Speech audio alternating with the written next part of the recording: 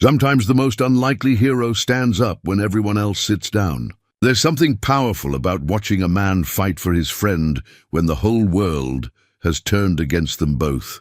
In the courtroom of Coyote Ridge, they all laughed when Eli Boone walked in. This mountain man looked rough and wild, nothing like the fancy lawyers in their pressed suits. His friend Jed sat facing charges that would take away his ranch and his freedom.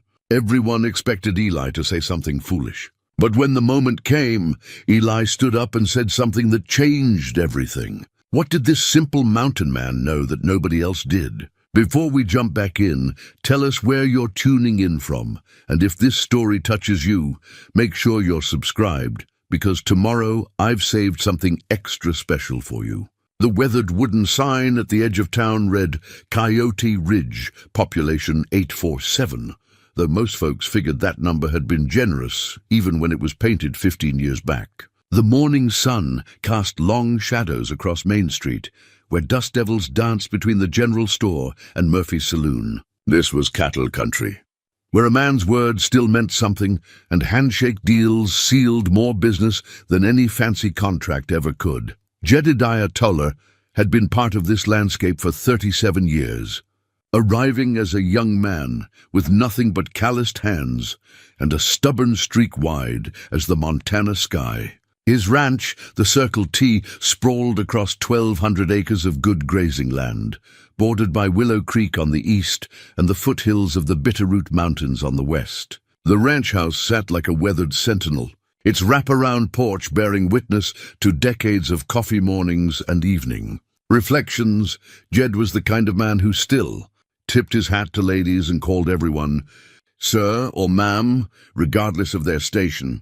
His wife Sarah had passed 5 years back, leaving him to tend the land with the help of 2 hired hands and memories that seemed to echo in every creak of the old floorboards. At 63, his shoulders carried the weight of honest labor, and his weathered face told stories of harsh winters and drought summers survived through sheer determination.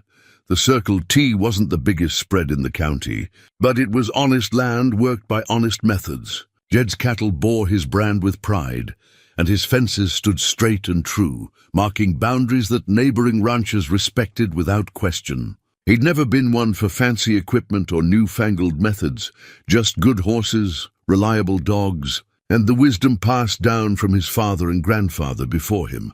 But Coyote Ridge had been changing. Slowly at first, then with gathering momentum like stones rolling down a hillside. Eastern investors had been sniffing around, offering cash for land that had been in families for generations. Some folks had taken the money and moved to town or headed further west. Others, like Jed, held fast to what their fathers had built with blood and sweat.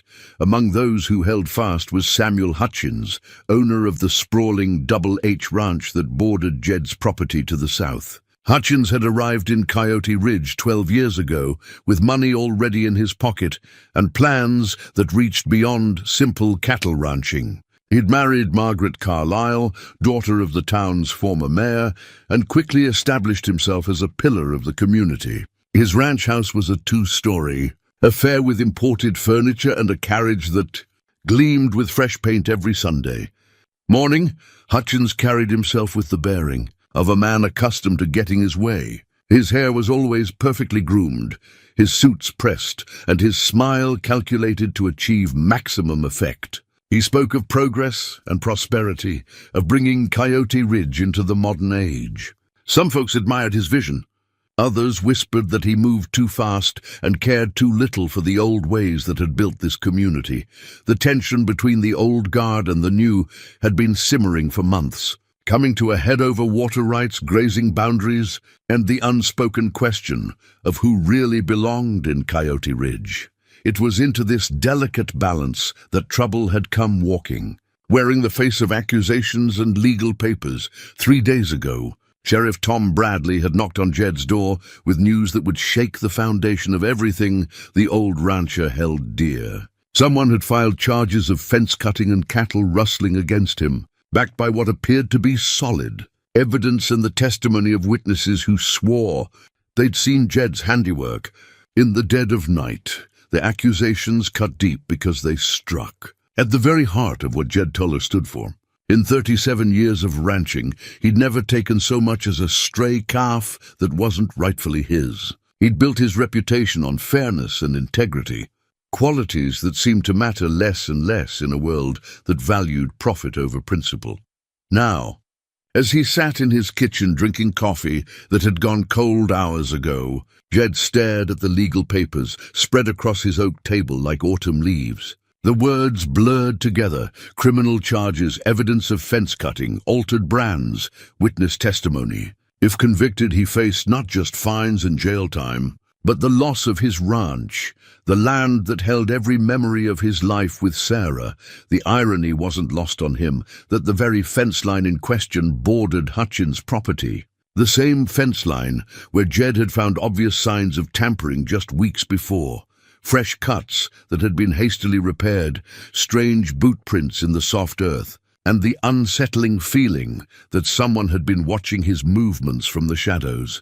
But who would believe an old rancher's word against evidence that seemed so convincing? Who would stand up for a man whose only crime was refusing to sell his land to developers who saw dollar signs where he saw home? The answer to that question lived 8 miles up in the mountains, in a cabin so remote that most folks forgot it existed. Eli Boone had been Jed's friend for more than 20 years, ever since the mountain man had helped him track down rustlers who'd made off with a dozen head of cattle. They'd formed an unlikely partnership, the civilized rancher and the wild hermit who read the land like other men read newspapers. Eli kept to himself most of the time, coming down to town only when supplies ran low or when Jed needed help with something that required more than 2 hands. He was a man carved from the mountain itself, with a beard that hadn't seen scissors in years and eyes that missed nothing. Folks in town viewed him with a mixture of curiosity and caution, never quite sure what to make of someone who chose solitude over society. But Jed knew the truth about Eli Boone. Beneath the wild exterior lived a man of unwavering loyalty and uncommon wisdom. Eli saw things others missed, heard sounds that escaped civilized ears, and understood the subtle language of tracks and signs that told stories more honest than any words. As the sun climbed higher and the morning shadows shortened, Jed made his decision. Tomorrow would bring the trial that could end everything he'd worked for, but he wouldn't face it alone. If Eli was willing to come down from his mountain sanctuary, maybe, just maybe, the truth would have a fighting chance against whatever forces had conspired to destroy an honest man's life. The coffee cup sat empty as Jed reached for his hat and walked toward the barn where his horse waited.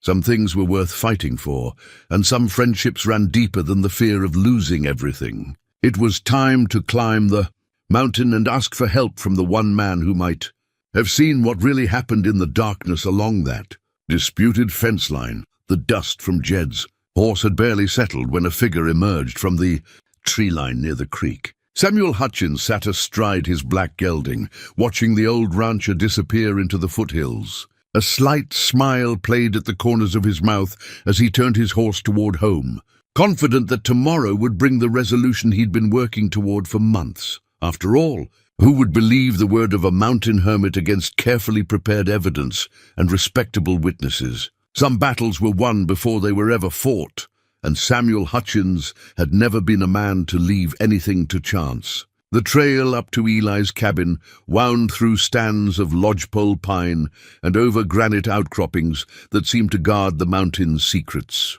Jed's horse picked its way carefully along the familiar path, breathing hard in the thin air as they climbed toward the tree line.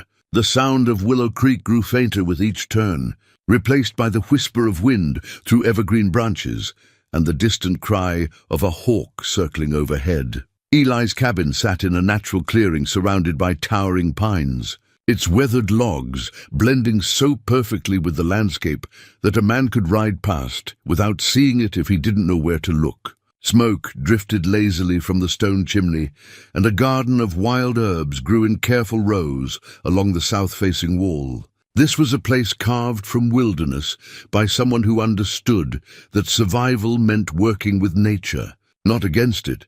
Jed found Eli exactly where he expected, sitting on the front porch in a chair he'd built from lodgepole pine, whittling a piece of aspen wood with movements so precise they seemed almost meditative. The mountain man looked up as horse and rider emerged from the trees, his blue eyes taking in everything about Jed's posture and expression before settling on the legal papers tucked into the rancher's saddlebags. "Figured you'd be coming up the mountain sooner or later," Eli said, setting down his whittling knife and gesturing toward a second chair. "Coffee's still warm if you want some." Jed dismounted and tied his horse to the hitching post Eli had carved from a single piece of granite. The two men had shared enough silences over the years that words weren't always necessary, but today carried a weight that demanded conversation. "They're saying I cut fences and rustled cattle, Eli. 20 head from Hutchins' spread. Brands changed with a running iron." Jed's voice carried the weariness of a man who'd spent 3 sleepless nights wrestling with accusations that made no sense. "Trial's tomorrow morning, and the evidence they've got looks pretty convincing." Eli poured coffee from a battered pot into 2 tin cups, handing one to Jed, before settling back into his chair. The mountain man's silence stretched long enough that Jed began to wonder if his friend believed the charges. When Eli finally spoke, his voice carried the certainty of someone who'd seen too much to be fooled by appearances. "Been watching your back fence for the better part of 3 weeks, Eli said, his eyes fixed on the distant peaks. "Something about the whole situation didn't sit right with me. Too convenient, too clean." He paused to sip his coffee, then continued. "Man learns to read sign up here, Jed.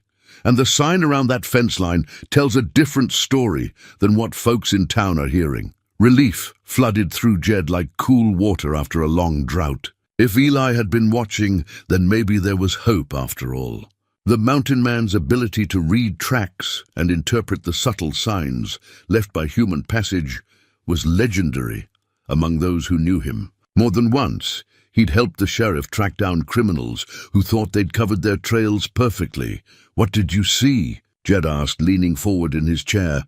Eli set down his coffee cup and walked to the edge of the porch, pointing toward the valley below, where the afternoon sun highlighted the patchwork of ranches and farmland. "Night of the 17th, I was tracking that wounded elk that's been favoring its left front leg. Trail led me down toward your fence line around midnight." The mountain man's voice took on the cadence of someone recounting events that had been burned into memory with perfect clarity. "Saw 3 men working along that fence, cutting wire and driving cattle through the gap. One of them was carrying a running iron, red hot and ready for brand changing. Another had a lantern, keeping the light low but bright enough for their work." Jed felt his heart racing. "Could you see their faces?" "Clear as daylight under that full moon." Eli turned back toward his friend, and Jed saw something in the mountain man's expression that made his blood run cold. Samuel Hutchins was directing the whole operation. The other 2 men, I recognized them from town. Jake Morrison and that new fellow Pete Sanders, who's been working odd jobs around the county. The implications hit Jed like a physical blow. Morrison was known as a man who'd do anything for money, and Sanders had the kind of reputation that made decent folks cross the street to avoid him. But to think that Hutchins himself would orchestrate such an elaborate frame-up seemed almost beyond belief. "Why?" Jed asked, though part of him already knew the answer. "Your land sits right in the middle of the development project he's been putting together for those Eastern investors," Eli said, returning to his chair. "I've heard talk in town about plans for a railroad spur and maybe even a copper mine up in the hills behind your property. Hard to build an empire when one stubborn rancher won't sell." Eli reached into his shirt pocket and pulled out a small object wrapped in leather. He unwrapped it carefully, revealing a metal button, the kind used on expensive Eastern-made shirts. "Found this caught on the fence wire the next morning when I went back to check the scene. Hutchins was wearing a shirt with buttons just like this when I saw him in town last week, but the mountain man wasn't finished." He rolled up his sleeve, revealing a fresh scar that ran from his wrist almost to his elbow, a burn mark that looked like it had been made by a branding iron. "When I got too close to their operation that night, Sanders spotted me in the shadows, Hutchins sent him and Morrison after me with that running iron still hot from their work. Got away, but not before Sanders managed to catch me with the business end of that iron." Eli's voice remained calm, but Jed could see the controlled anger in his friend's eyes. "Reckon that scar matches the iron they used to change your cattle's brands." The pieces of the puzzle fell into place with sickening clarity. Hutchins had orchestrated the entire scheme, using his hired men to steal cattle, change the brands, and plant evidence that would implicate Jed.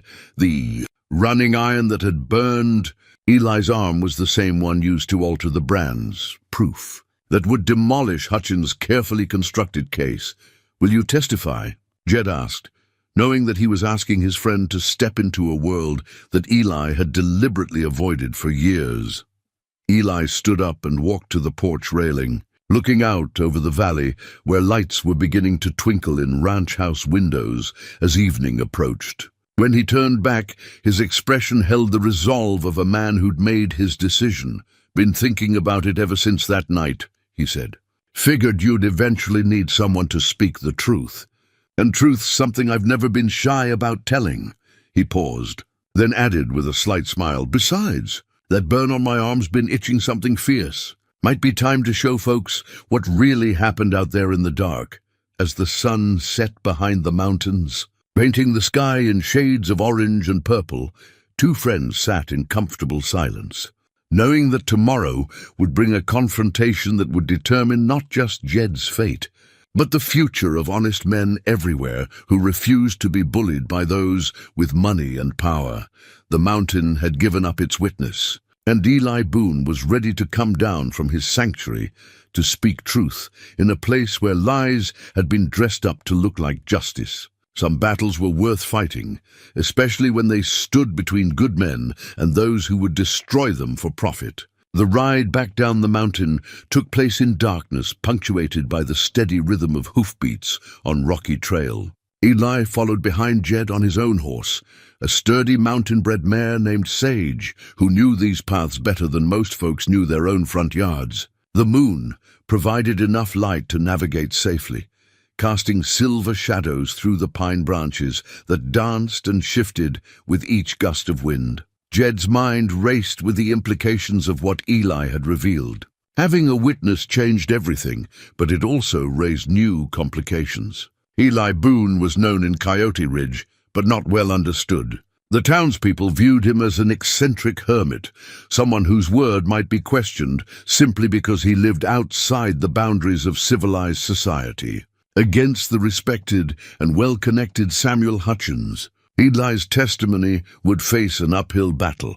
"You know, folks in town don't quite know what to make of you," Jed said as they reached the bottom of the trail where it joined the main road to his ranch. Eli's chuckle carried on the night air. "Reckon that might work in our favor.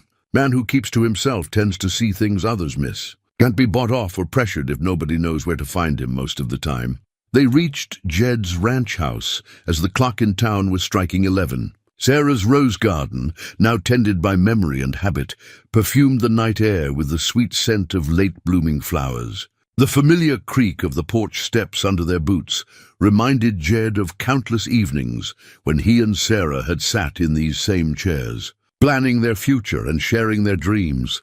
Inside, Eli examined the legal papers by lamplight, while Jed prepared a simple meal of bread, cheese, and leftover stew. The mountain man's reading was deliberate and careful, his weathered finger following each line as he absorbed the formal language that threatened to destroy his friend's life. "They've done their homework," Eli said finally, setting the papers aside. "Witness statements that put you near the fence line on the night in question. Physical evidence in the form of wire cutters found in your barn. Even got testimony from Morrison claiming you approached him about altering brands." Jed nearly dropped the bowl he was carrying. "Morrison said what?" "According to this, Jake Morrison swears you asked him about changing cattle brands 3 weeks ago. Says you were worried about making ends meet and wondered if there was easy money to be made in the cattle business." Eli's voice carried disgust at the transparent lie. Man's got no shame, lying under oath like that. The realization hit Jed like a physical blow. Not only had Hutchins orchestrated the frame-up, but he'd convinced Morrison to commit perjury to ensure the case would stick.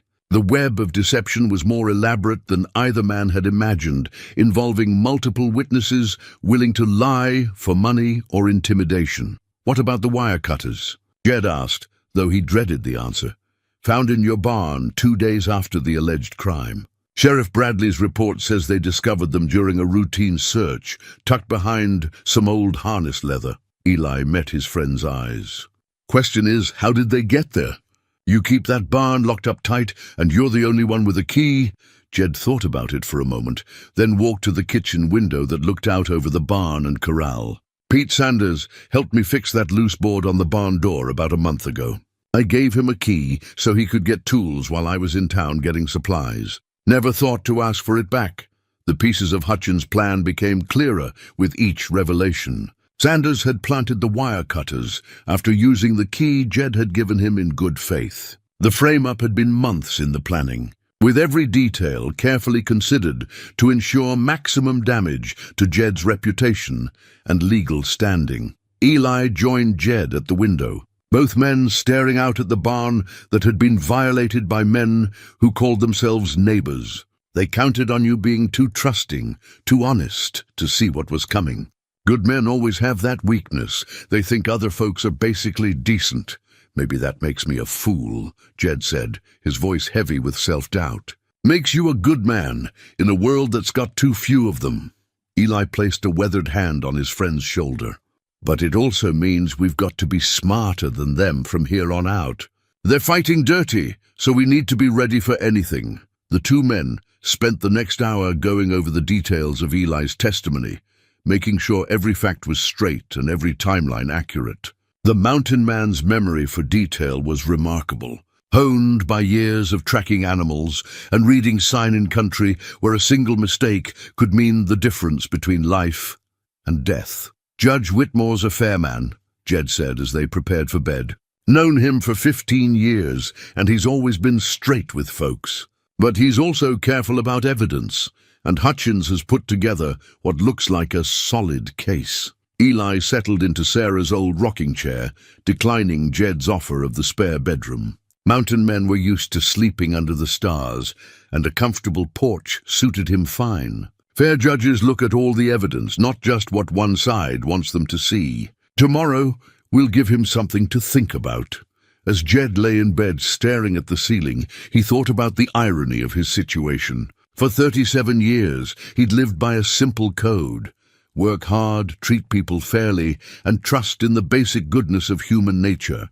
Now that philosophy had made him vulnerable to men who saw his decency as weakness to be exploited. But lying there in the darkness, listening to the familiar sounds of his ranch settling into night quiet, Jed felt something he hadn't experienced in days: hope.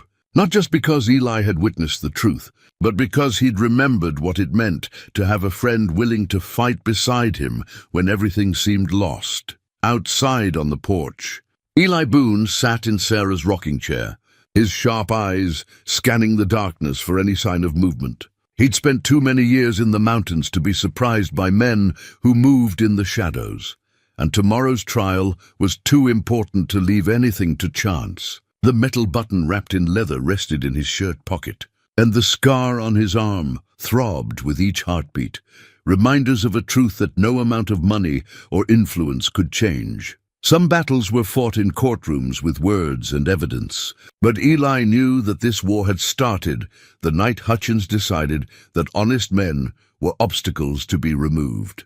Tomorrow would determine whether justice still had a voice in Coyote Ridge, or whether money and power had finally silenced truth altogether. Dawn broke grey and overcast, with heavy clouds promising rain before the day was through. Jed woke to the smell of coffee and bacon, finding Eli already dressed and preparing breakfast with the efficiency of a man accustomed to taking care of himself. The mountain man had been up since before sunrise, walking the perimeter of the ranch and checking for any signs that they'd had unwelcome visitors during the night. "Sleep any?" Eli asked, not looking up from the cast-iron skillet where bacon sizzled and popped. "Some," Jed poured himself coffee from the pot on the stove, grateful for the familiar ritual of morning routine.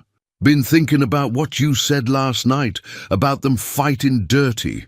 Eli nodded toward the kitchen table, where he'd laid out a worn leather journal filled with his careful handwriting. "Wrote down everything I remember from that night, along with dates and times for the past month, when I observed suspicious activity around your property. Figured the judge might want to see details beyond just my spoken word."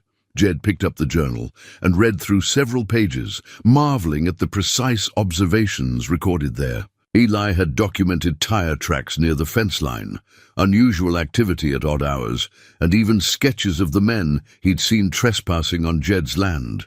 The level of detail was extraordinary, painting a picture of systematic surveillance and planning that went far beyond a simple cattle theft. "This is remarkable work, Eli, but it also means you've been watching my back for weeks without saying anything."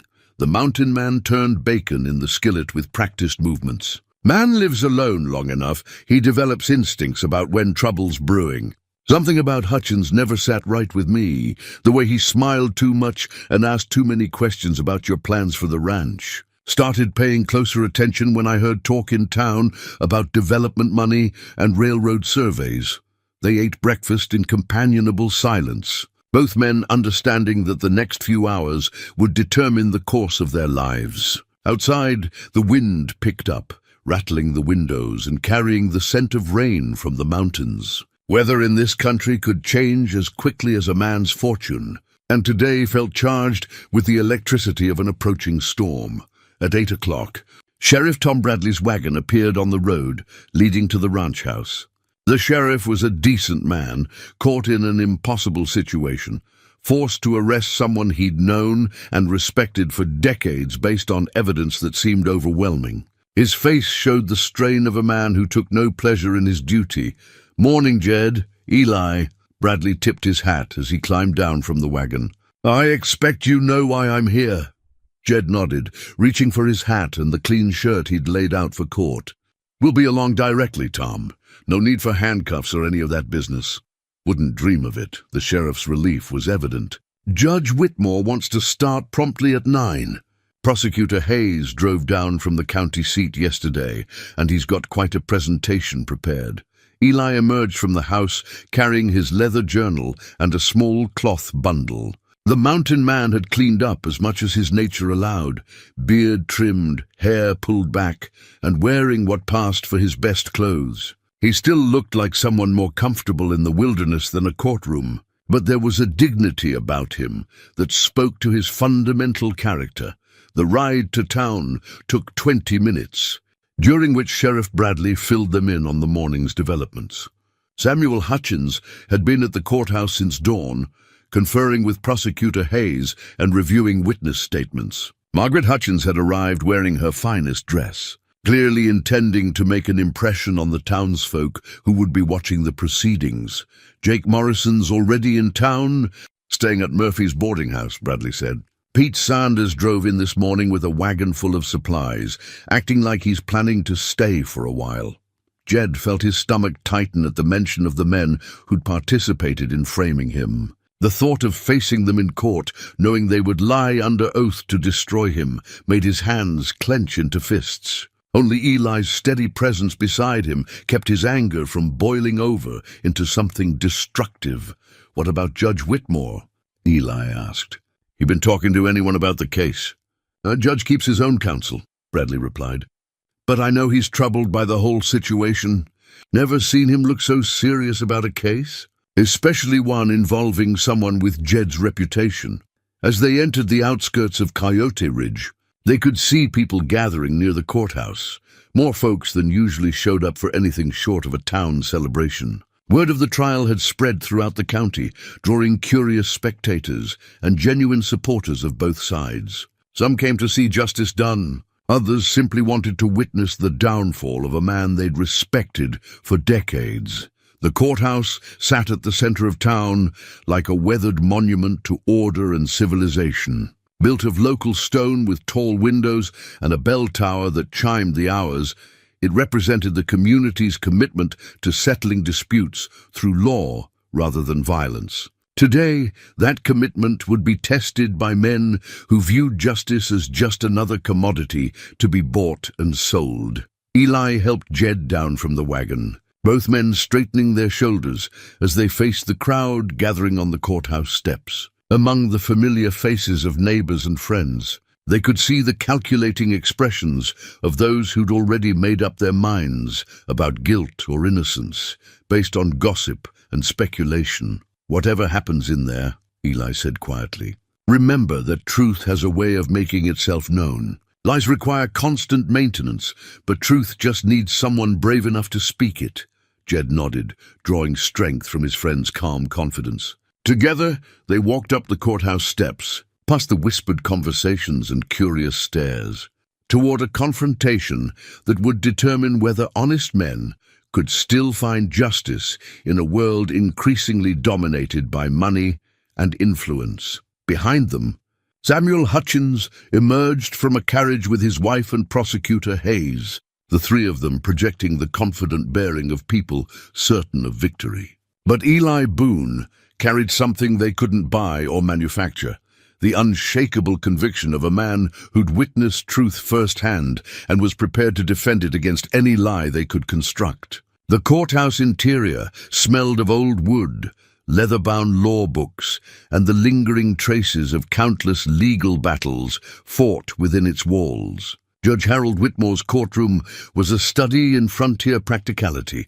wooden benches worn smooth by decades of use, tall windows that let in the grey morning light, and an American flag that hung with dignified stillness beside the judge's bench. Judge Whitmore himself was a man who commanded respect without demanding it. At 68, he'd presided over this court for nearly 30 years, seeing everything from claim disputes to murder trials. His silver hair was always perfectly combed, his black robes pressed and dignified, and his manner suggested someone who took the weight of justice seriously. Those who knew him best said he'd rather dismiss a case than see an innocent man convicted.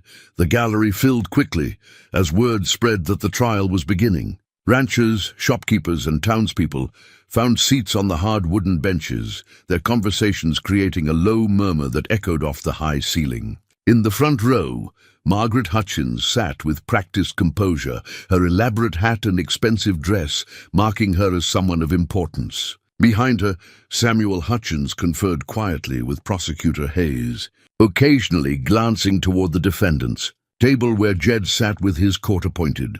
Attorney Thomas Mitchell was a competent lawyer in his 50s who'd handled most of the legal work in Coyote Ridge for the better part of 2 decades. He was thorough, honest, and well-respected, but he specialized in property disputes and contract negotiations rather than criminal defense. The complexity of this case, with its web of evidence and witness testimony, clearly had him concerned. "The prosecution's case is strong on paper," Mitchell whispered to Jed as they reviewed their notes one final time. "But something about it feels too convenient, too perfect. Good criminal cases usually have loose ends and inconsistencies. This one's wrapped up like a Christmas present." Eli sat in the first row of the gallery, directly behind the defendant's table. The mountain man's presence drew curious stares from townsfolk who rarely saw him outside of Murphy's general store during his infrequent supply runs. His weathered hands rested calmly on his knees, but his sharp eyes missed nothing.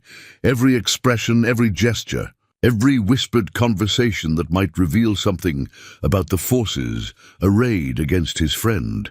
At precisely 9 o'clock, Judge Whitmore entered through the door behind his bench, his black robes rustling as he took his seat. The bailiff called for order, and the courtroom fell silent except for the occasional creak of settling wood and the distant rumble of thunder from the approaching storm. "This court is now in session," Judge Whitmore announced, his voice carrying the authority of 3 decades on the bench. "We are here today to hear the case of the Territory versus Jedediah Toller, charged with fence-cutting and cattle rustling.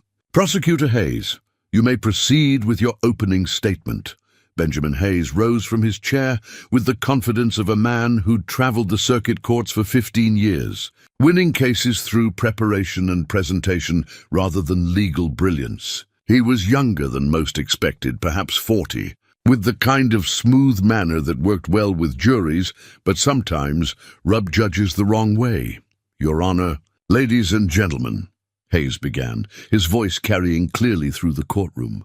"The evidence we will present today tells a clear and disturbing story. A story of a respected member of our community who allowed financial pressures and personal pride to corrupt his judgment." Hayes walked to the center of the courtroom, his hands clasped behind his back in a gesture calculated to project sincerity and gravity. "We will show that on the night of September 17th, the defendant deliberately cut fences belonging to his neighbor, Samuel Hutchins, and stole 20 head of prime cattle. Furthermore, we will demonstrate that Mr. Toller used a running iron to alter the brands on these stolen animals, attempting to hide his crime through deception."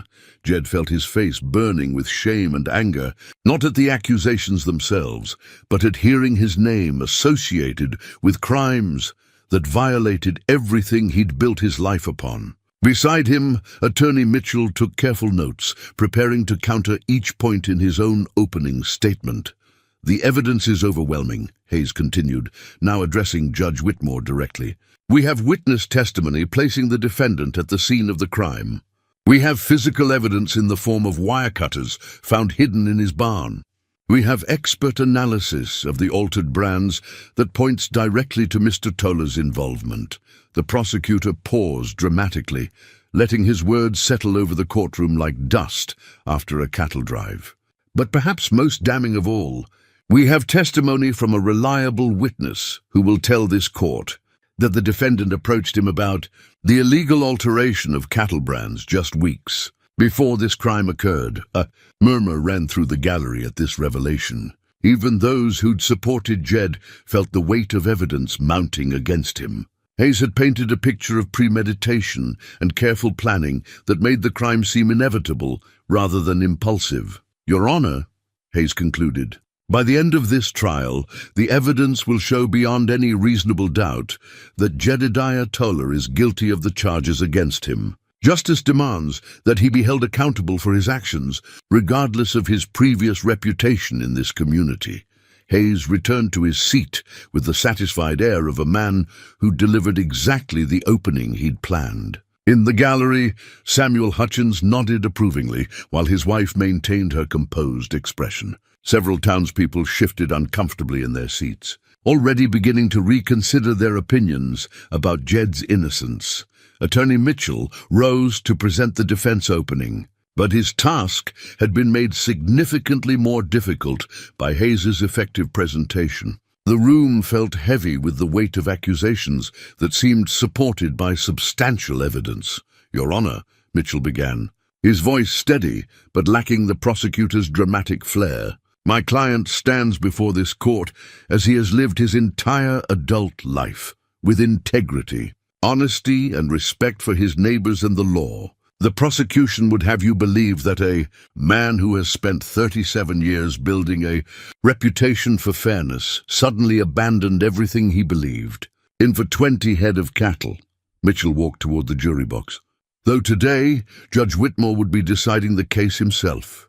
We will show that the evidence against Mr. Toller has been carefully manufactured by individuals who stand to benefit from his destruction. We will demonstrate that the real criminals in this case are the very people who point fingers at an innocent man." The attorney's words carried conviction, but even Jed could see that they lacked the specific details that had made Hayes' opening so compelling.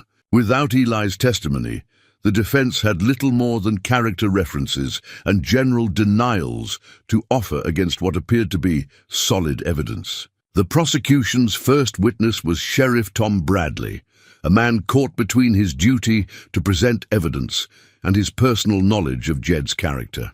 Bradley took the witness stand with visible reluctance, his weathered hands gripping the rail as he swore to tell the truth. His testimony would establish the timeline and physical evidence that formed the foundation of the case against Jed. "Sheriff Bradley," Prosecutor Hayes began, Please tell the court about your investigation into the theft of cattle from the Hutchins ranch. Bradley cleared his throat and spoke in the measured tones of someone accustomed to giving testimony. On the morning of September 18th, Mr. Samuel Hutchins reported that 20 head of cattle had been stolen from his south pasture.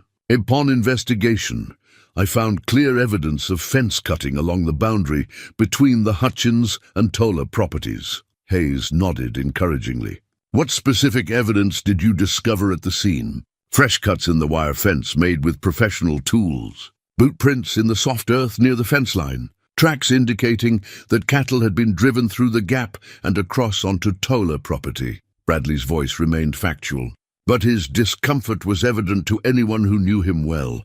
The prosecutor walked to his table and retrieved a leather case containing several metal tools. Sheriff, do you recognize these wire cutters?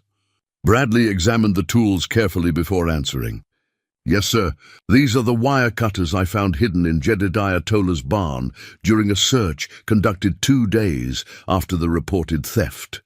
A murmur ran through the courtroom at this revelation. Even Jed's supporters felt the weight of physical evidence that seemed to tie him directly to the crime. Hayes allowed the moment to settle before continuing his questioning. Were these cutters hidden in an obvious location? No, sir. They were wrapped in oilcloth and tucked behind some old harness leather in the back corner of the barn. Took us considerable searching to find them. Bradley's testimony was damaging, but his tone suggested he took no pleasure in presenting evidence against a man he'd respected for years. Attorney Mitchell rose for cross-examination, knowing he had to challenge the evidence without attacking the sheriff's credibility. Sheriff Bradley, in your 20 years of law enforcement, have you ever known Jedediah Toller to commit any crime, however minor? No, sir. Mr. Toller has always been a law-abiding citizen with an excellent reputation in this community. In fact, Mitchell continued, hasn't Mr. Toller assisted your office on several occasions when tracking rustlers and other criminals? Yes, sir. He's been helpful more times than I can count. Bradley's answer carried the weight of genuine respect, providing some balance to the damaging physical evidence. Mitchell walked toward the witness stand, his next question calculated to plant doubt about the investigation. Sheriff, when you found those wire cutters in Mr. Toller's barn, did it strike you as odd that an experienced rancher would hide evidence in such an obvious location? Hayes objected before Bradley could answer. Speculation, Your Honor. Sustained, Judge Whitmore ruled. But the question had served its purpose, reminding everyone that the evidence seemed almost too convenient. The prosecution's second witness was Jake Morrison, a man whose reputation for honesty was questionable at best. Morrison took the stand with the swagger of someone who felt protected by the legal system, his eyes avoiding direct contact with Jed as he settled into the witness chair. Mr. Morrison, Hayes began, please tell the court about your conversation with the defendant regarding cattle brands. Morrison cleared his throat nervously before answering. About 3 weeks ago, Jed Toller approached me at Murphy's saloon. He seemed worried about money, said the ranch wasn't bringing in what it used to. Asked me if I knew anything about changing cattle brands to make quick cash. The words hit Jed like physical blows. Morrison was committing perjury with such casual confidence that it took Jed's breath away. In the gallery, Eli Boone's hands tightened into fists as he watched a man destroy his friend's reputation with deliberate lies. How did you respond to this request? Hayes continued, told him I didn't know nothing about that kind of business. Said it was illegal, and he should think twice before getting involved in anything like that. Morrison's performance was convincing to those who didn't know his character. Delivered with just the right mixture of reluctance and civic duty, Hayes nodded sympathetically. Was anyone else present during this conversation? Pete Sanders was sitting at the next table. He heard the whole thing. Attorney Mitchell's cross-examination of Morrison was more aggressive, reflecting the defense attorney's growing understanding that they were fighting a coordinated effort to destroy his client. Mr. Morrison, isn't it true that you've been arrested 3 times in the past 5 years for various misdemeanors? Morrison shifted uncomfortably in his chair. Maybe once or twice for minor things. Isn't it also true that you've been looking for steady work since losing your last job at the Henderson Ranch for stealing grain? That was never proved, Morrison replied defensively. Mitchell walked closer to the witness stand, his voice taking on a harder edge. Mr. Morrison, have you been promised anything in exchange for your testimony today? Hayes jumped to his feet. Objection! The prosecutor is badgering the witness. Your Honor, Mitchell responded calmly. I'm simply trying to establish whether this witness has any motivation to lie. I'll allow the question, Judge Whitmore ruled. Please answer, Mr. Morrison. Morrison's hesitation was barely perceptible, but Eli caught it from his seat in the gallery. No, sir. Nobody promised me nothing. The lie was obvious to anyone watching Morrison's body language, but proving it would require evidence that Mitchell didn't have. The defense attorney returned to his table knowing that Morrison's testimony, however false, had done significant damage to their case. As the morning wore on, the prosecution called Pete Sanders to corroborate Morrison's account of the saloon conversation. Sanders's testimony was smooth and confident, delivered with the practiced ease of someone comfortable with deception. He painted a picture of Jed as a desperate man willing to break the law to save his failing ranch. By the time Judge Whitmore called for a lunch recess, the prosecution had built what seemed like an overwhelming case against Jed. The physical evidence was damning. The witness testimony appeared credible to those who didn't know the witness's true character, and the motive was clearly established. During the break, Attorney Mitchell huddled with Jed and Eli behind the courthouse, their conversation urgent and worried. They've constructed this case very carefully, Mitchell said, his usual confidence shaken.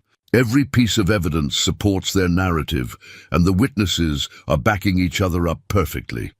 Eli's weathered face remained calm despite the morning's devastating testimony. Perfect cases usually have perfect lies holding them together. Time to show the judge what really happened that night. The afternoon session would determine whether truth could overcome a carefully constructed web of deception, or whether Samuel Hutchins' money and influence had succeeded in destroying an honest man's life. The afternoon session began with a tension that seemed to press down on the courtroom, like the heavy clouds gathering outside. Thunder rolled across the mountains as Judge Whitmore called the court back to order, and the first drops of rain began to spatter against the tall windows. The prosecution had rested their case, confident that they'd presented overwhelming evidence of Jed's guilt. Attorney Mitchell rose to call his first witness, knowing that everything depended on the next few minutes. Your Honor, the defense calls Eli Boone to the stand. A murmur ran through the gallery as the mountain man stood and walked toward the witness stand. Many of the spectators had never seen Eli up close, and his presence commanded attention in a way that surprised even those who'd known him for years.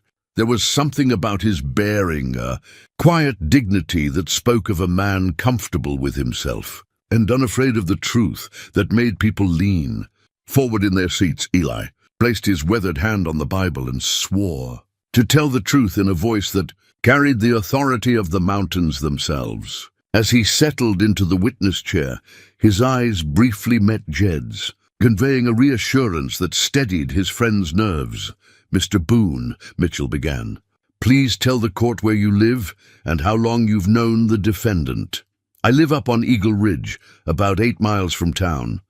Known Jed Toller for better than 20 years, ever since I helped him track down some rustlers who made off with his cattle. Eli's voice was calm and measured, each word carrying the weight of absolute honesty. In those 20 years, have you ever known Mr. Toller to engage in any illegal activity? No, sir. Jed Toller's the most honest man I've ever known. He'd go hungry before he'd take something that wasn't his. Mitchell nodded, then moved to the crucial question. Mr. Boone, were you anywhere near the boundary fence between the Toller and Hutchins properties on the night of September 17th? Eli straightened in his chair, his blue eyes taking on the intensity of a man about to speak truth in the face of elaborate lies. Yes, sir. I was tracking a wounded elk that had been favoring its left front leg. Trail led me down toward that fence line around midnight. The courtroom fell silent, except for the increasing sound of rain against the windows. Even Prosecutor Hayes seemed to sense that something significant was about to unfold. What did you observe at the fence line that night? Eli's testimony was precise and detailed, delivered with the authority of someone who'd spent decades reading sign and interpreting the subtle language of tracks and human behavior. I saw 3 men working along that fence, cutting wire and driving cattle through the gap.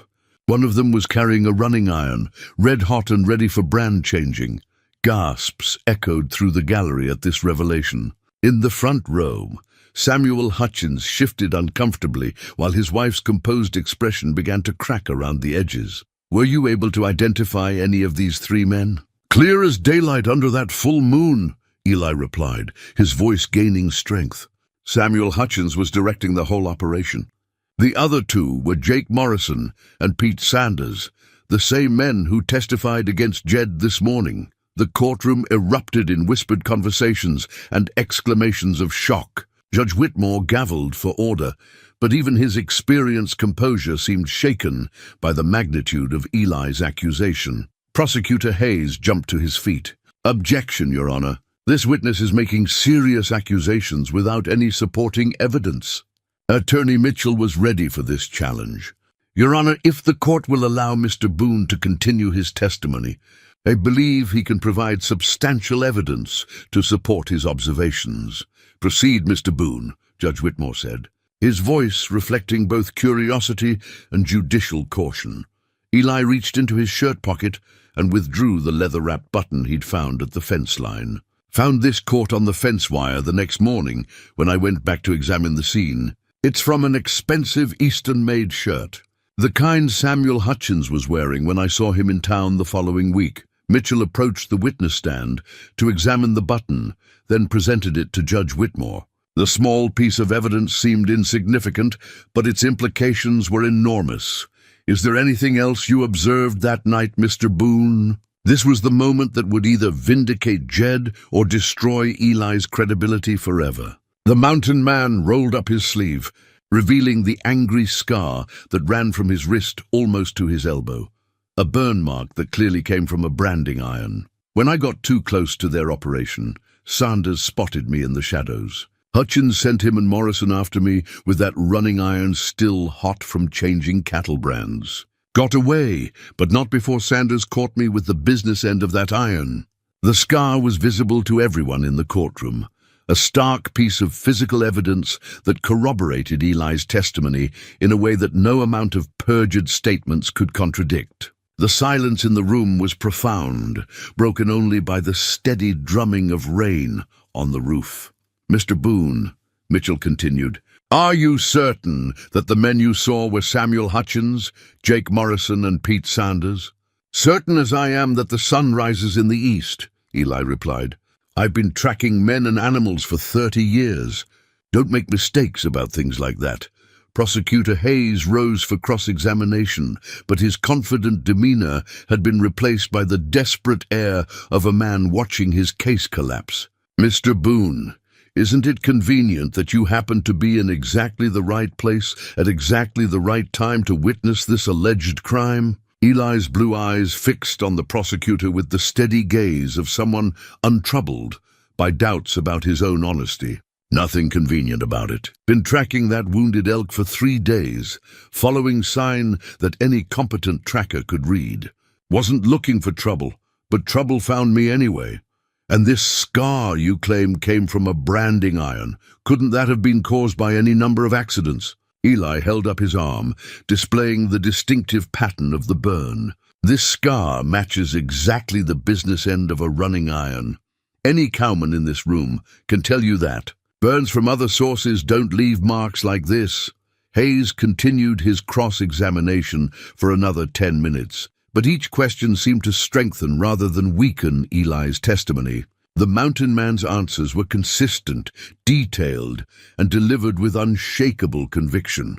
As Eli stepped down from the witness stand, the atmosphere in the courtroom had shifted completely. What had begun as a straightforward case against Jed Toler had transformed into something far more complex and disturbing, a conspiracy involving respected members of the community and a frame-up, orchestrated by the very man claiming to be the victim.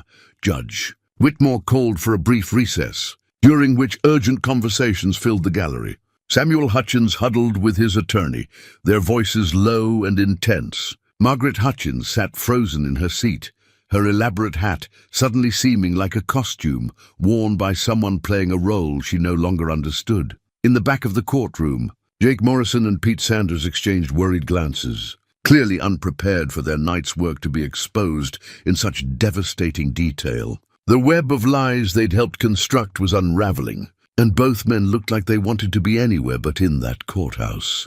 When court resumed, Attorney Mitchell called one additional witness, Dr. Henry Caldwell, the town's physician, and a man whose reputation for honesty was beyond question. Dr. Caldwell, Mitchell asked, "Have you examined the scar on Mr. Boone's arm?" "Yes, I have." During the recess, I examined the wound carefully. In my professional opinion, this scar was definitely caused by a hot branding iron applied with considerable force. The pattern and depth of the burn are consistent with the business end of a running iron used for altering cattle brands. With that expert testimony, the defense rested their case. The truth that Eli Boone had witnessed in the darkness had finally been brought into the light, transforming a seemingly hopeless situation into a moment of vindication for an innocent man. But even as the tide turned in Jed's favor, the implications of what had been revealed would send shockwaves through the entire community. Samuel Hutchins wasn't just guilty of cattle theft. He'd orchestrated an elaborate conspiracy to destroy a neighbor's life and reputation. The respected businessman who'd spoken of progress and prosperity had revealed himself to be something far darker and more dangerous than anyone had imagined. The revelation of Eli's testimony sent shockwaves through the courthouse that extended far beyond the immediate case. Judge Whitmore called for a 30-minute recess to allow all parties to consider the dramatic turn of events. But the break became a whirlwind of urgent conferences, whispered conversations, and the kind of tension that precedes a thunderstorm.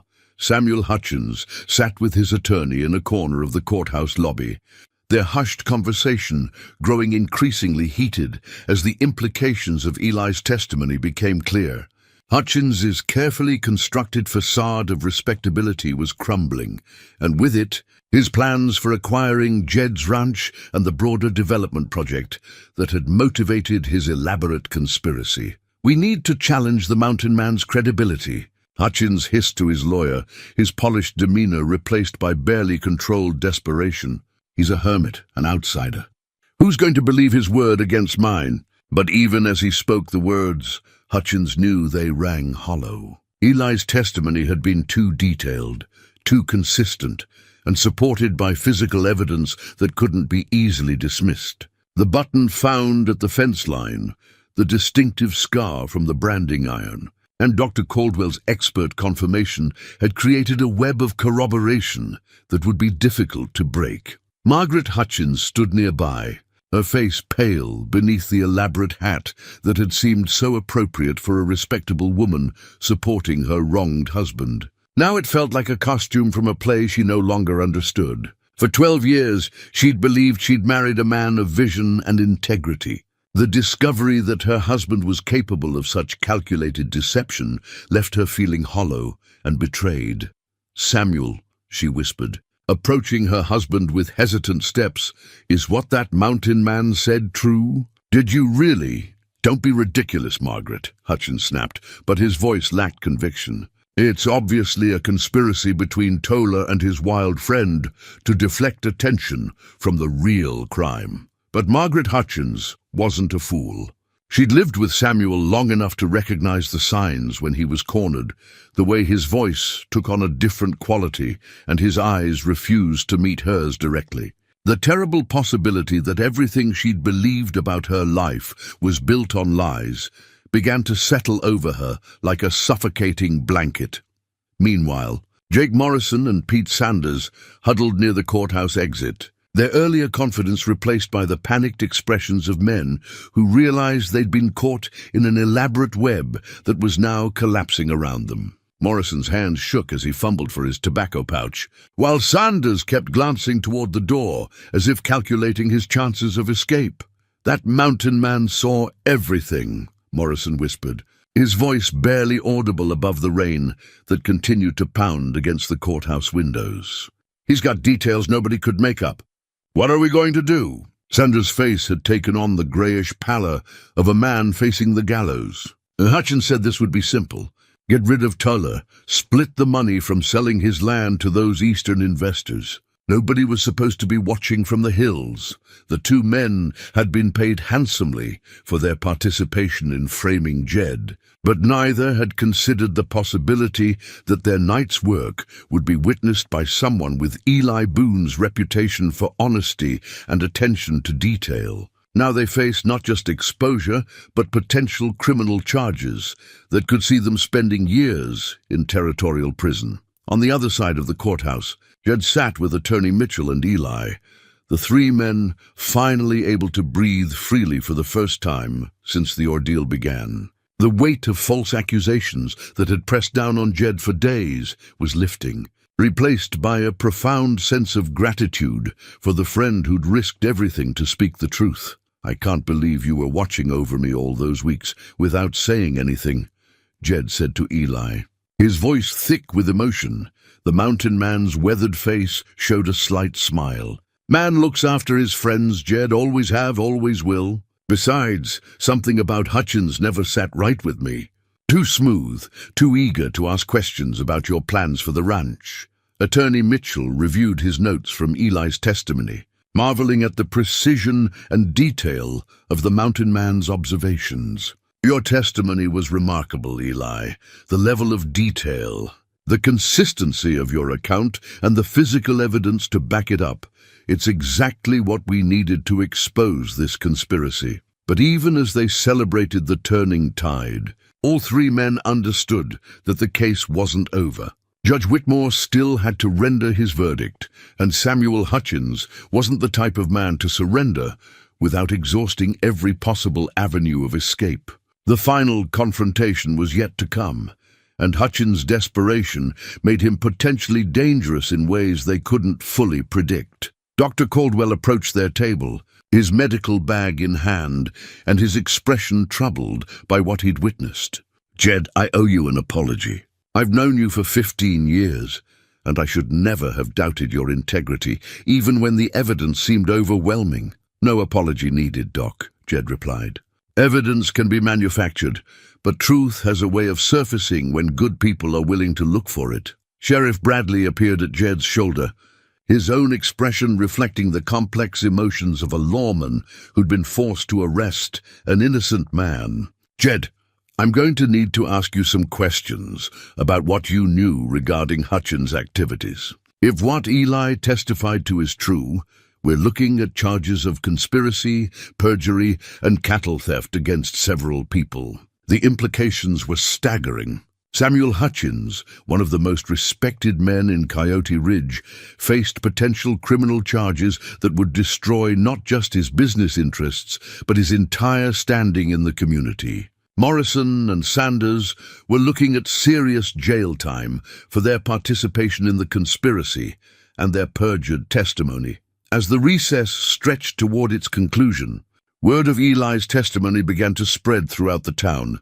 People gathered in small groups outside the courthouse, their conversations animated by the shocking revelation that one of their leading citizens had orchestrated such an elaborate deception. The rain continued to fall, but it seemed to be washing away more than just dust from the streets. It was cleansing the community of illusions they'd held about respectability and progress. Inside the courthouse, Prosecutor Hayes found himself in an impossible position. The case he'd thought was ironclad had disintegrated before his eyes, replaced by evidence that the real criminals were his own witnesses. His professional integrity demanded that he acknowledge the truth, even though it meant admitting that he'd been used as a tool in Hutchins' conspiracy. "Your Honor," Hayes said as court reconvened, In light of the testimony presented by Mr. Boone and the corroborating evidence provided by Dr. Caldwell, the prosecution requests permission to withdraw all charges against Jedediah Toller, but Judge Whitmore wasn't satisfied with simply dismissing the charges against Jed. The revelation of such an elaborate conspiracy demanded a more thorough response from the legal system. Mr. Hayes, the judge said, his voice carrying the weight of 3 decades of judicial experience. While I appreciate your professional integrity in acknowledging the weakness of your case, this court cannot simply ignore the serious allegations that have been made against other parties. Judge Whitmore turned his attention to Samuel Hutchins, who sat rigid in his seat, his earlier confidence replaced by the desperate stillness of a cornered animal. Mr. Hutchins, the testimony presented today suggests that you may have orchestrated a conspiracy involving cattle theft, perjury, and the deliberate frame-up of an innocent man. Do you wish to respond to these allegations? The moment of truth had arrived. Samuel Hutchins faced a choice between confessing his crimes and maintaining his innocence in the face of overwhelming evidence. His response would determine not just his own fate, but the final resolution of a case that had exposed the dark underbelly of ambition and greed lurking beneath Coyote Ridge's veneer of respectability. The courtroom fell silent as everyone waited for Hutchins to speak, understanding that his next words would either confirm his guilt or set the stage for an even more dramatic confrontation between truth and the lies that had nearly destroyed an innocent man's life. Samuel Hutchins rose slowly from his seat, his movements deliberate and controlled, despite the chaos swirling around him.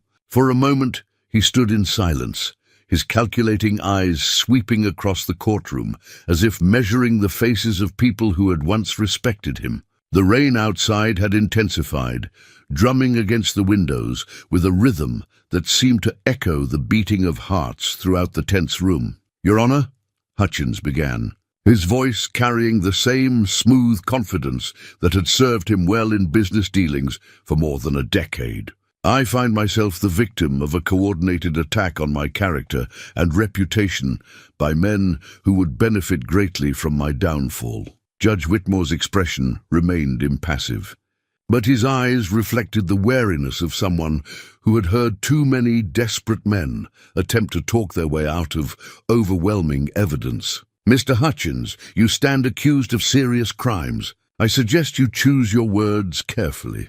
Hutchins straightened his shoulders, drawing upon years of projecting authority and command in business negotiations. "The testimony of this mountain hermit is nothing more than the wild imaginings of a man who lives outside civilized society. Eli Boone has admitted to trespassing on my property, to watching my movements from the shadows like some sort of predator. The accusation hung in the air like smoke from a poorly tended fire, acrid and transparent to anyone willing to examine it closely. Hutchins was attempting to turn Eli's vigilance into something sinister, to make the mountain man's protective watch over his friend seem like the behavior of a criminal.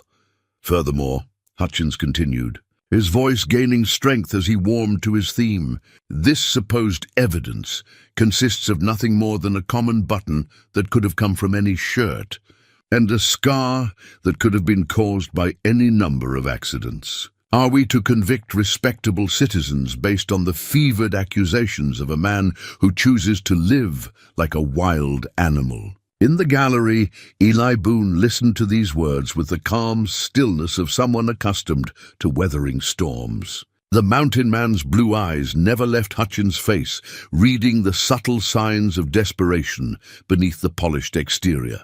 Years of tracking dangerous animals had taught Eli to recognize when a cornered creature was preparing to make a final, desperate strike. Margaret Hutchins watched her husband's performance with growing horror, recognizing the calculated manipulation she'd seen him use in business dealings, but never imagined he would employ in a court of law. The man she'd married was revealing depths of deception that made her question everything about their 12 years together. The real criminals here, Hutchins declared, pointing dramatically toward Jed and Eli, "are the men who conspired to steal my cattle and then constructed this elaborate lie to deflect suspicion from themselves." Jedediah Toller was facing financial ruin, desperate enough to resort to theft to save his failing ranch. But even as Hutchins spoke, his carefully constructed defense began to crumble under the weight of its own contradictions. Judge Whitmore had been presiding over cases for 30 years, and he could read the difference between righteous indignation and desperate fabrication. "Mr. Hutchins," the judge interrupted, his voice cutting through the defendant's rhetoric like a sharp blade. "You speak of evidence as if it doesn't exist, but this court has heard testimony from a credible witness, seen physical evidence that corroborates his account, and received expert medical testimony confirming the nature of Mr. Boone's injuries." Hutchins' composure wavered for just a moment, a crack in the facade that revealed the panic beneath. "Your Honor, surely you don't intend to take the word of a mountain hermit over that of a respected businessman who has contributed significantly to this community's growth and prosperity." The appeal to class and social standing was Hutchins' final card, an attempt to leverage his position in the community against the testimony of a man who lived outside its boundaries. But Judge Whitmore had built his reputation on the principle that justice was blind to wealth and social status. "Mr. Hutchins," the judge said, his voice carrying the accumulated authority of 3 decades on the bench. "In this courtroom, the only thing that matters is truth. Wealth cannot purchase innocence, and social standing cannot erase criminal behavior." The words struck Hutchins like physical blows, each syllable dismantling the foundation of privilege and influence he'd assumed would protect him. For the first time since the trial began, his mask of confidence slipped completely, revealing the desperate face of a man watching his carefully constructed world collapse around him. In that moment of revelation, the true scope of Hutchins' arrogance became clear to everyone in the courtroom. He had believed that his money and position would allow him to destroy an innocent man without consequence, that the legal system existed to serve those with power rather than to protect the innocent. But justice, like truth, had a way of asserting itself when good people were willing to stand up and speak. The mountain man's testimony had stripped away Hutchins' pretenses, leaving him exposed as what he truly was, a criminal who had nearly succeeded in destroying a good man's life for his own profit. The breaking point came when Jake Morrison could no longer bear the weight of watching Samuel Hutchins attempt to destroy Eli Boone's credibility. The grizzled ranch hand had been sitting in the back of the courtroom, his face growing paler with each word of Hutchins' defense. Finally, he stood up abruptly, his chair scraping against the wooden floor with a sound that echoed through the tense silence. "I can't listen to any more of this," Morrison declared, his voice shaking with a mixture of fear and unexpected courage. "Everything that mountain man said is true. Every word of it." The courtroom erupted in gasps and urgent whispers as Morrison made his way toward the front of the room, his steps unsteady but determined. Judge Whitmore gavelled for order, but his own surprise was evident in the slight widening of his eyes. "Your Honor," Morrison continued, his voice gaining strength as he spoke, "I was there that night. Samuel Hutchins paid me and Pete Sanders $500 each to help him steal those cattle and frame Jed Toller. We cut that fence, drove those cattle across, and used that running iron to change the brands, just like Eli Boone said." Samuel Hutchins' face went ashen as his carefully constructed defense collapsed completely. The man who had moments before been proclaiming his innocence now found himself betrayed by one of his own conspirators. "Jake," Hutchins said, his voice barely above a whisper, "you don't know what you're saying. The strain of these proceedings has obviously—" "I know exactly what I'm saying," Morrison interrupted, turning to face the man who had dragged him into this conspiracy. "You told us it would be simple. Get rid of Toller, sell his land to those Eastern investors, and everybody makes money.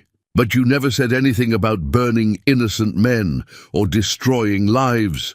Morrison rolled up his own sleeve, revealing a smaller but unmistakable burn mark on his forearm. "When that mountain man got too close, you ordered Sanders to go after him with that hot iron.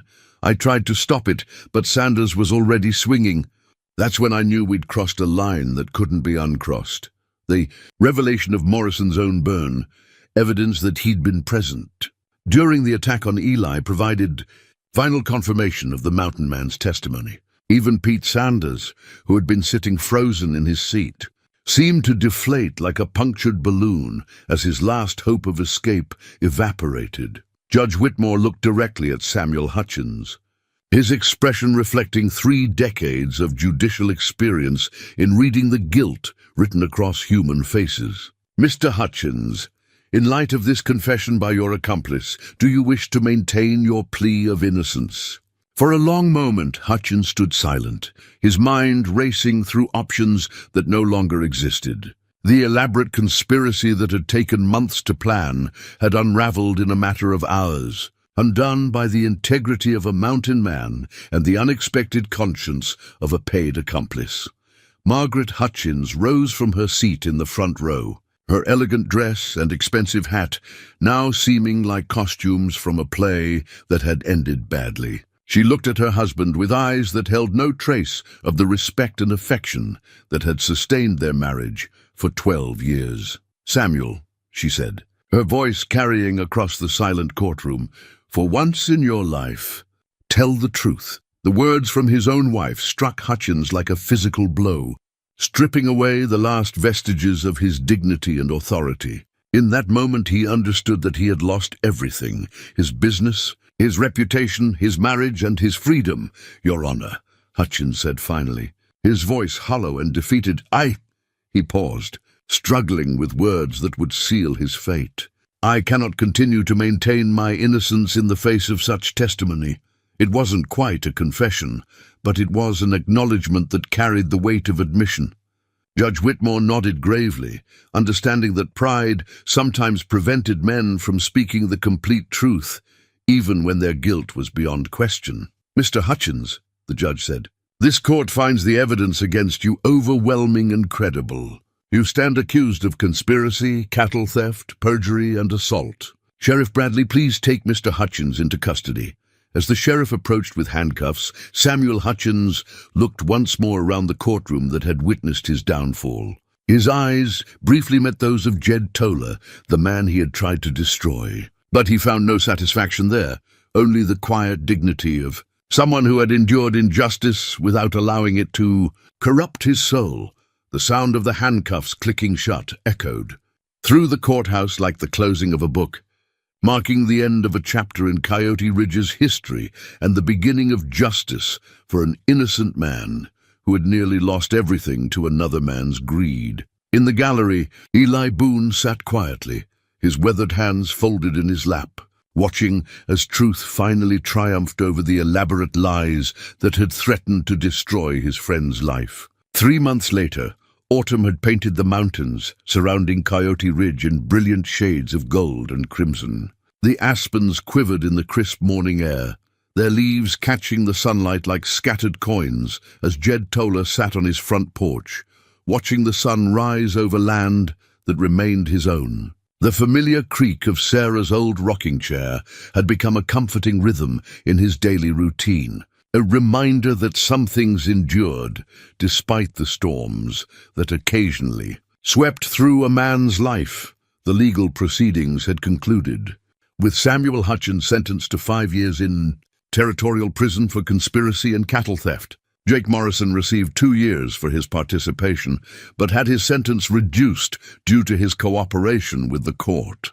Pete Sanders, who had refused to confess even in the face of overwhelming evidence, received the full penalty of 4 years. The Eastern Development Project had collapsed with Hutchins' conviction, leaving Coyote Ridge to continue its quieter evolution without the disruption of forced progress. Margaret Hutchins had sold her husband's ranch and business interests, using the proceeds to pay restitution to Jed and to establish a small fund for legal aid in cases involving disputed land rights. She had moved back east to live with her sister, carrying with her the hard-won wisdom that respectability could mask the darkest intentions. And that true character revealed itself not in prosperity, but in how one treated those with less power. Sheriff Tom Bradley stopped by the ranch most mornings now, sharing coffee and conversation with a man he'd been forced to arrest but had never stopped respecting. The weight of that experience had changed Bradley, making him more careful about accepting evidence at face value and more attentive to the quiet voices that sometimes carried the most truth. Eli still up in his cabin? Bradley asked, settling into the chair that had become his regular spot during these morning visits. Where else would he be? Jed replied with a smile. Though he comes down more often now. Seems like speaking the truth in that courtroom reminded him that civilization isn't entirely hopeless. The mountain man had indeed become a more frequent visitor to town. His dramatic testimony having earned him a level of respect that transcended the usual suspicion reserved for those who lived outside society's boundaries. Children pointed at him with awe when he rode down Main Street, and adults nodded with genuine gratitude to the man who had saved one of their own from injustice. Dr. Caldwell had examined Eli's scar several more times, documenting it thoroughly for medical journals as an example of how physical evidence could corroborate witness testimony in legal proceedings. The case had attracted attention from legal scholars throughout the territory, becoming a landmark example of how careful investigation could uncover elaborate conspiracies. "Town's been quieter since all the excitement," Bradley observed, sipping his coffee and watching a red-tailed hawk circle lazily overhead. "Quiet suits me fine," Jed replied. "Though I have to admit, there's something to be said for knowing who your real friends are. Amazing how many people suddenly remembered they'd always believed in my innocence once the truth came out." The two men sat in comfortable silence, both understanding that some experiences changed a person's perspective on human nature forever. Jed had learned that trust, while valuable, needed to be tempered with wisdom. Bradley had discovered that the badge he wore carried responsibilities that extended beyond simply enforcing existing laws to protecting the innocent from those who would manipulate the system for personal gain. Around 10 o'clock, a familiar figure emerged from the trail leading down from Eagle Ridge. Eli Boone rode his sure-footed mare with the easy grace of someone who belonged in wild country, a leather satchel slung across his shoulder and the contented expression of a man at peace with his place in the world. "Morning, gentlemen," Eli called as he approached the porch. "Brought something I thought you might want to see." The mountain man dismounted and reached into his satchel, withdrawing a carefully wrapped object that he handed to Jed with ceremonial gravity. Inside the cloth wrapping was the running iron that had been used to alter the cattle brands, evidence that had been returned to him after the trial concluded. "Figured it was time this got disposed of properly," Eli said.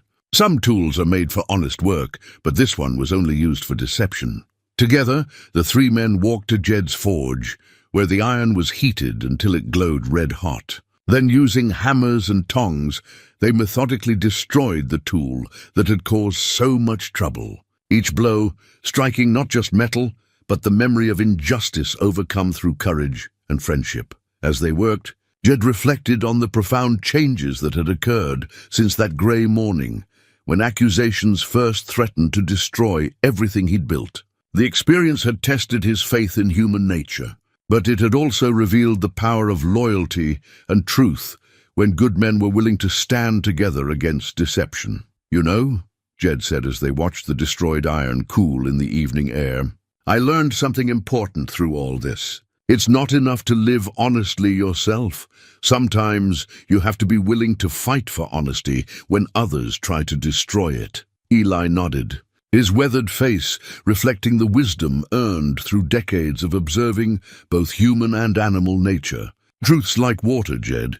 You can dam it up for a while, divert its course, even pollute it temporarily. But eventually, it finds its way through every obstacle and runs clean again."